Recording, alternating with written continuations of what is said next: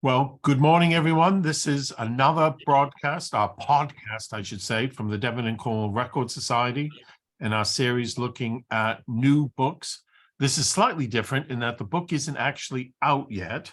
So we're giving you a taste of what's about to happen. It's in production. It'll be out later this year.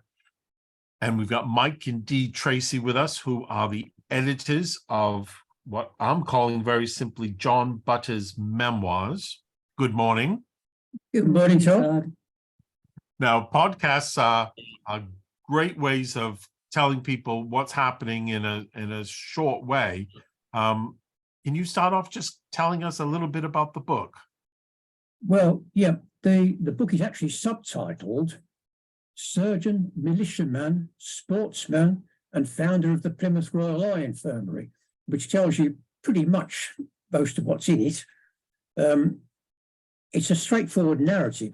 Butter is a very good writer. It's very easy to read. It's very entertaining. We were captivated from the first moment we saw it.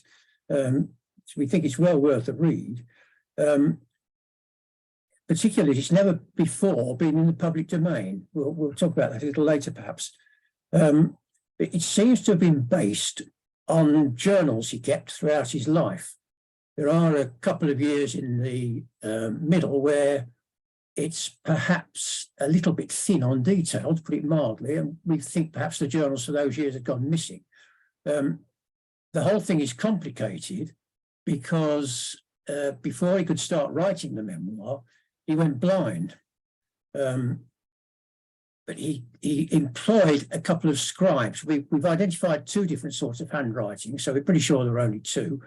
And we presume that they read the journal to him to jog his memory, and he then told them what he wanted them to write down. What does seem a little strange is that there are a number of strange little errors which seem to indicate that they didn't read the finished version back to him, which you would have thought would have been a natural thing to do, but it doesn't affect the overall ease of reading or anything like that. So yeah, that's about it really, I think. The memoir came from a friend of ours, Sheila Harding. She was the 5 times great niece of John Butter. He had no children, and he must have passed his memoirs on to Catherine, his only surviving sibling, his eldest sibling. And she married into the Ashford family, and Sheila is a descendant from that family. Yeah, the content of the narrative is pretty wide-ranging, really. I mean, what primarily was about the fact that he was a surgeon and what devolved from that. His father was a surgeon in Woodbury, just up the road from where we live in Exmouth. But you need to realise that surgeon in those days, we're talking the first half of the 19th century, surgeon in those days didn't mean quite what it means now. There was a lot of surgery involved, but they were essentially the GPs of their day. They did everything in the locality. And both Butter and his brother, Jacob, they both became surgeons. Butter got his medical training at St. Bartholomew's in London. He then went on a fairly extended tour of France and Italy, where he had very good introductions both to medical establishments and to medical personalities. And one of the people he met in France was a chap called René Laennec, who had just invented the stethoscope, one of the all-time great inventions of medicine. And we are 95% certain that Butter was the man who first brought the stethoscope back into Britain. It was either him or a chap called James Granville. And Butter and Granville actually had coffee together a day or two before Butter left France to come home. And the clear implication there was that Granville was staying on for a bit. So Butter physically brought the first instrument back. Strangely, he never seemed to use it. Granville brought his back, and he had a practice in Harley Street, and he used it extensively, despite a lot of early scepticism from other doctors. But Butter took his up to Edinburgh, where he finished his medical education.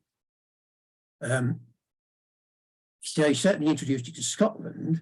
And there was an article about it written the following year in the Edinburgh Medical and Surgical Journal, which is clearly based on Butter's instruments. And that was the first article ever written about it in this country. So he was pretty important from that point of view. I edited Sweet's journals like 25 years ago, 18th century, 20 of them. And I have to admit, at the end, I liked him a lot less than I did at the start. The more I got to know the man, the less enchanted I was with him. What did you think of Butter? Did you, by the time you finished, had you changed your thoughts? Big mixture there. No. We'll actually come, if you don't mind, we'll come to that later, because there was okay. I think we loved Butter, didn't we? I'm not sure I would necessarily have liked him if I'd met him, but he's there's a lot of engaging personality running through the whole thing, really. But there's just one thing at the end which rather put me off, and we'll come to that later, but perhaps, if we may. His niece thought he was arrogant, and I don't think he was arrogant. I think he was. No, I don't think he was arrogant. He was a mixture of Victorian and kindness in many ways. I think he was self-assured upper middle class. Yes. Should we put it like that? Okay. All right. Well, tell me about your sources, because you have this memoir, and I know you've done a lot of work trying to understand it. Yes. Well, I mean, there aren't many sources for the Eye Infirmary. The books in Plymouth and the Derriford's own archive were very helpful, but actually I found merely all I wanted on the web. Equally, Butter was involved with the South Devon Militia, and there's very little on the South Devon Militia, which really did surprise me. There's 2 books in the Heritage Centre. One's the Annals of the South Devon Militia, and one's the mess book, Minutes of the Mess book, which is dated 1853. But that's a bit late for Butter. But what Butter does, which they don't, they are factual. Butter just enhances social aspects of the militia life, the dinners and the games they played, and it's very entertaining. Yeah, I think where we got lucky was that there are no extant early records of the Eye Infirmary at all. I mean, he founded the Eye Infirmary in 1821. He actually opened on Christmas Day, but such early records as there were, I'm not actually convinced that they've gone forever, but they are not currently anywhere where anybody can find them, put it like that. But fortunately, the infirmary published quarterly reports, and they were inserted in all the local number of the local newspapers, and we've managed to find nearly all of those, which was extremely useful. So the British Newspaper Archive, absolutely vital. I know you shouldn't read everything you read, believe everything you read in the newspapers, but these were actually put in by the infirmary, so you can, they're pretty reliable, and they give useful information like the numbers of patients treated, the names and amounts of sponsors and donors, all sorts of things like that. And there are occasional extra bits of information, and there are often editorial comments as well, which really help to fill in the background. And Butter himself actually wrote a number of articles, but they're mostly on medical matters. But they do give a little bits of insight into his life. He wrote several for the Edinburgh Medical and Surgical Journal, and quite a number in other medical journals. He wrote a number of, well, he had published a number of books, but they were mostly collections of essays and speeches. And he did have his doctoral thesis published. That was 70 pages, all in Latin. So, of course, we read that from cover to cover with great interest. Yes. But that apart. Haven't been able to put that in the book. It's no. We thought perhaps the market was a little bit limited for that.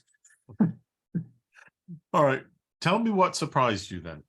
What surprised me was the number of influential people that Butter knew. He just casually knew people. I mean, he casually mentions that he was in correspondence with Queen Victoria's physician on a wet nurse for the Prince of Wales, which out of nowhere. And the other thing that surprised me was his riding. He rode everywhere. And I know everybody rode in those days, but do you really have an invitation for a hunt and get up at 3 o'clock in the morning, ride to Tavistock, get there for breakfast, have your breakfast, go hunting for 6 or 7 hours, and then ride home again in one day? And yes, he was exhausted, but he just did it naturally. Yeah. I think what surprised, well, there are two things that surprised me particularly. One was his passion for bloodletting. Bloodletting was still very much part of the medical scene at that time. But Butter was in many ways a very advanced doctor for the times. He was very receptive to new ideas, but he was absolutely passionately devoted to bloodletting. Although it must be said that he was very often quite successful by all accounts. I mean, I presume if you've got high blood pressure, bloodletting is probably quite good for it. I don't know, but I could see ways in which it could work, but I was surprised he was so passionate about it. But what the other thing was what you referred to earlier, that did I like him? Now, this was the bit where I really, well, I won't say I didn't approve, let's put it like that. Because, right towards the end of the memoir, he reports his only political involvement. He steered clear of politics pretty well, but he got himself inveigled into chairing a committee to elect a chap called Charles Mair, who was a London shipbuilder. He wanted to become MP for Plymouth, and Mair was duly elected, but he was subsequently convicted of substantial bribery and deprived of his seat. Butter was acquitted of any involvement or knowledge of this, so I've got nothing against him on those grounds. But what got me was that shortly after he'd been convicted, Mair's firm launched what was then the biggest ship that had ever been launched anywhere in the world, and they had a totally over-the-top extravagant party afterwards, and Butter was there hobnobbing with Mair as if nothing had happened, and he writes about this quite openly, and he clearly sees nothing wrong in it whatsoever. And that did rather put me off a little bit, I must admit. But that apart, I was quite taken with him. The frustrating thing about that is that there were 19 parts to the memoir, and we think there were 20.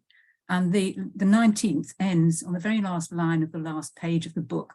And there must have been more. So there must have been more involvement, perhaps with Dare, perhaps with Mair, sorry, with a number of other things that we've missed out on, but it's lost.